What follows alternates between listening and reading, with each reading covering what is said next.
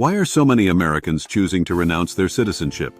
It might sound extreme, but for some, it's the ultimate act of reclaiming their freedom.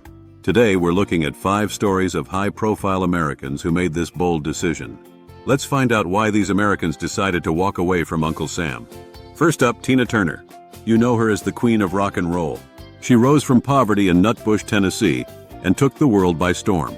But in 2013, she decided to give up her U.S. citizenship and become a Swiss citizen. Why? Taxes. The IRS follows you no matter where you go. Turner had lived in Switzerland for decades, but she still had to file U.S. taxes, even though she wasn't living there. She chose Switzerland because it offered her lower taxes and more privacy. Renouncing her U.S. citizenship allowed her to simplify her life and live on her own terms, free from the IRS. Next, Boris Johnson, former Prime Minister of the UK. Many people don't know he was born in New York City, making him a U.S. citizen. But in 2016, the IRS came calling. They wanted capital gains taxes from the sale of his London home. He had spent most of his life in the UK, and being taxed by the US seemed absurd. So Boris renounced. It wasn't just about money, it was about principle. He believed it was unfair to be taxed by a country he no longer lived in. Like many others, Johnson recognized the absurdity of citizenship-based taxation. His decision was about autonomy. Then there's Eduardo Saverin, co-founder of Facebook. In 2011, he made headlines when he renounced his U.S. citizenship before Facebook's IPO. Saverin moved to Singapore, which offered zero capital gains tax and a business-friendly environment. The media called him unpatriotic, even greedy. But Saverin saw it differently.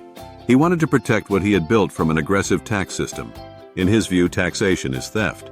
He didn't owe the government a claim to his wealth, and moving to Singapore gave him the freedom he needed. Roger Ver, also known as Bitcoin Jesus, renounced his U.S. citizenship in 2014. A true libertarian, Ver believed in the power of cryptocurrency to give people financial freedom. But the U.S. government stood in his way, with endless regulations, taxes, and even visa issues, despite being a citizen. So Ver chose freedom. He acquired citizenship of St. Kitts and Nevis. By investing in the local economy, he was able to get a passport from the tiny Caribbean nation. No more state control, no more hurdles. Just the freedom to live his life as he saw fit.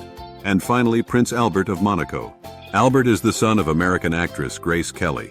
He renounced his U.S. citizenship back in 1979 to embrace his royal duties fully. Dual citizenship would have complicated his role as head of state in Monaco. By renouncing, he avoided conflicting loyalties. It also protected his vast fortune from U.S. taxes. Renouncing is not an easy decision. It's personal. It's emotional. But for many, the freedom gained is worth the cost. It's about rejecting an overreaching government and reclaiming sovereignty over their own lives. The state always seeks control. Taxes, regulations, loyalty, the government wants it all.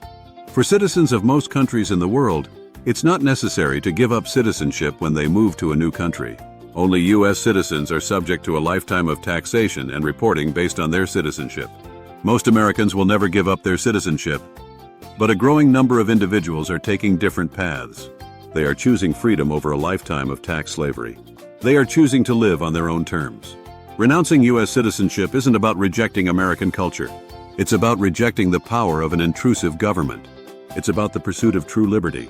And sometimes, true liberty requires bold, courageous choices. Thanks for watching. If you found these stories insightful, make sure to like this video and subscribe for more content about freedom, liberty, and the pursuit of a better life. See you next time.